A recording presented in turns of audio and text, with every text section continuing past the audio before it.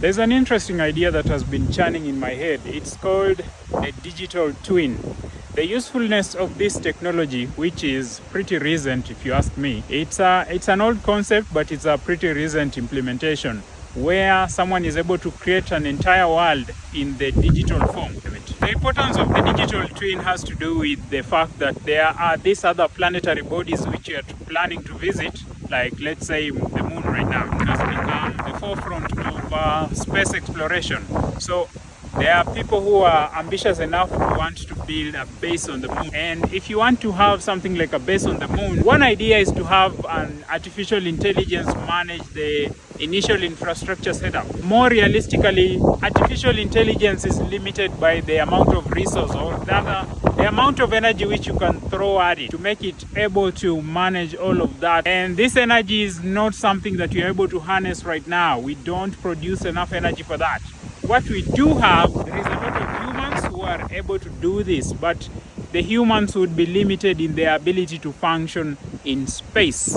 What you can do is you can have humanoid robots and have a connection to those robots, and then use humans to connect to those robots and achieve those objectives, or rather, do those jobs. Basically create virtual jobs, so to speak. Now, virtual job sounds interesting, but what does that actually mean? It means that using something called a digital twin, you can have the world which you're trying to explore. That would be the moon, but let's just call it the world because it would still be a world. You can have it virtually. You can virtually map each and every aspect of that world and have this digital, let's call it humanoid. You can have a digital humanoid in the virtual world, which a human on Earth would be able to manipulate or control. And then you'll have its digital twin be able to execute whatever it is that the human is manipulating or instructing the digital twin to do. Basically, it would be mirroring whatever the digital twin is doing. What's the value of that, you ask? The value of being able to mirror some action that someone is applying somewhere is that you are able to overcome the issue of a time lag. Because if planetary bodies or bodies of celestial bodies are far enough apart, you'd find that there is some time lag. So you can't realistically have a real-time communication between those two bodies. Well, maybe in the future, somewhere down the line, we'll be able to come up with the technology to overcome this limitation. A substitute or a placeholder would be using the digital twin. So if you use the digital twin, you'll be able to manipulate the thing and still have the real world or the real thing be able to do exactly what you instructed it to do, but yours occurred in the virtual world.